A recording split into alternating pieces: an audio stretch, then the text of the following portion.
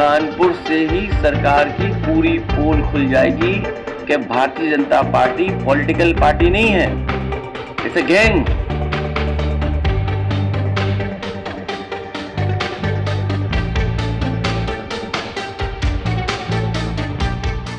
तो सवाल वही, क्या अखिलेश हमेशा एक तीर से दो निशाने की कोशिश करते हैं, या फिर यूपी के रण में इस बार लोकसभा चुनावों की तरह चमत्कार की कोई उम्मीद ने अखिलेश के अंदर एक नया जोश भर दिया है? जी दोस्तों, ये अखिलेश के अंदाज से साफ दिखता है। शायद इसलिए दिल्ली से लेकर लखनऊ तक एक ही तीर में दोनों को टारगेट सेट करके वो अखिलेश काम कर रहे हैं।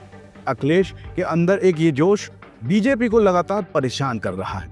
भले ही पार्टी कहे कि लोकसभा में जो नतीजे आए उससे उनको कुछ खास नुकसान नहीं हुआ, लेकिन सच सब जानते हैं। सभी को पता है कि कहीं ना कहीं पार्टी के अंदर कुछ ना कुछ गड़बड़ है। एक तरफ वोट चोरी पर खुली जंग, तो दूसरी तरफ लखनऊ और दिल्ली में मतभेद वाली जो थ्योरी है, सब कुछ पार्टी के लिए ठीक तो नहीं है। लेकिन अब जब अखिलेश की सियासी तरकश से रोज एक नया तीर निकल रहा है, तो समझना मुश्किल नहीं होगा कि यूपी में 2027 का चुनाव असाधारण है, साधारण तो नहीं है। ये भविष्य की पटकथाओं का सारांश होगा और बीजेपी की अजय रथ को असली कहानी बताएगा। जी दोस्तों, यहाँ इस बार अखिलेश ने जो आरोप बीजेपी पर लगाए हैं वो बेकार नहीं है, क्योंकि सपा अध्यक्ष का सीधे तौर पर कहना है कि बीजेपी कोई सियासी यानी कि राजनीतिक पार्टी नहीं है, बल्कि एक गिरोह की तरह काम कर रही है। जी, क्या कहा है अखिलेश ने, पहले आप ये सुन लीजिए दोस्तों। कानपुर से ही सरकार की पूरी पोल खुल जाएगी कि Bharatiya Janata party political party नहीं है, इट्स अ गैंग।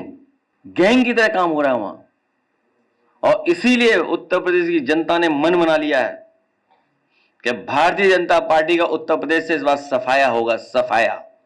तो अखिलेश ने कानपुर के वकील अखिलेश दुबे के खिलाफ लगे आरोपों की सही से जांच की मांग की है। उनका मानना है कि अगर सही जांच हुई तो पूरी सरकार बेनकाब हो जाएगी। तो क्या वाकई अखिलेश दुबे के पीछे किसी बड़े नाम के होने की बात सच है? क्योंकि एक शख्स इतनी आसानी से इतने सारे फर्जीवाड़े नहीं कर सकता, वो भी अकेले। क्योंकि पुलिस ने अखिलेश दुबे गैंग को एक और बड़ा झटका दिया है। वकील, पत्रकार से लेकर खुद को कई विधाओं में पारंगत बताकर ठगी करने के आरोपी अखिलेश दुबे के काले कारनामों के किले को ढहाने की मुहिम के दौरान वाल टोली थाना क्षेत्र के तत्कालीन जो इंस्पेक्टर सबाजीत सिंह को गिरफ्तार कर लिया गया है। ये गिरफ्तारी बहुत अहम है, क्योंकि इससे समझ में आता है कि कैसे ये पूरा फर्जीवाड़ा चल रहा था। अब मामले में इंतजार है उस बड़े नाम का जो इस मामले में बीजेपी के लिए बड़ी मुसीबत बन सकता है। फिलहाल बात अखिलेश के प्रहारों की करें तो वक्त पर आए सुप्रीम कोर्ट के फैसले पर भी अखिलेश ने हुंकार भरी। क्या कहा, जरूर सुनिए। पार्लियामेंट में हम लोग अपना पक्ष यही रख रहे थे कि वक्फ में हस्तक्षेप न करे सरकार। हमें उम्मीद है सुप्रीम कोर्ट और न्याय देगा और न्याय मिलेगा। तो अखिलेश का ये फायर अंदाज बीजेपी के किले को भेदने के लिए बेकरार है। वहीं कई बार दिमाग लगाने पर यह सोचने को मजबूर हो जाता हूं कि जो योगी सरकार अतीक और अंसारी जैसे भू माफियाओं को मिट्टी में मिलाने के बाद भी कैसे इन आरोपों में फंस रही है, क्योंकि आग वहीं लगती है जहां धुआं उठता है।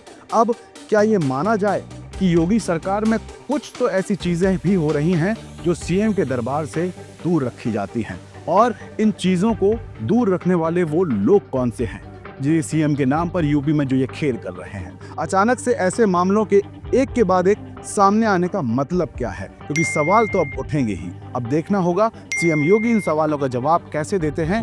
बाकी आप हमें कमेंट करके जरूर बताएं कि अखिलेश और योगी में से आप किसे 2027 में यूपी की कुर्सी संभालते हुए देखना चाहते हैं। बाकी यूपी की हर सियासी अपडेट से रूबरू रहने के लिए आप बने रहिए हमारे साथ। खबर को लाइक और सब्सक्राइब जरूर कर लें चैनल को हमारे, क्योंकि हम हैं आपकी ताकत। क्योंकि तकदीर का तो ऊपर वाला देख ही लेगा दोस्तों। मेरी कोशिश है कि ये तस्वीर बदलनी चाहिए। जय हिंद, जय भारत। श्री राधे। देश के राष्ट्रपिता महात्मा गांधी ने कहा था कि असली भारत हमारे गांव में है। हमारी पूरी टीम की यही कोशिश है कि गांव के हर रंग को हम आप तक पहुंचा सकें। इसलिए बनिए हमारी ताकत, क्योंकि कंक्रीट के जंगलों की चमचमाती दुनिया में गांव अंधकार की ओर जा रहे हैं। देश में स्मार्ट शहर बने, कोई दिक्कत नहीं, पर हम बनाना चाहते हैं स्मार्ट गांव।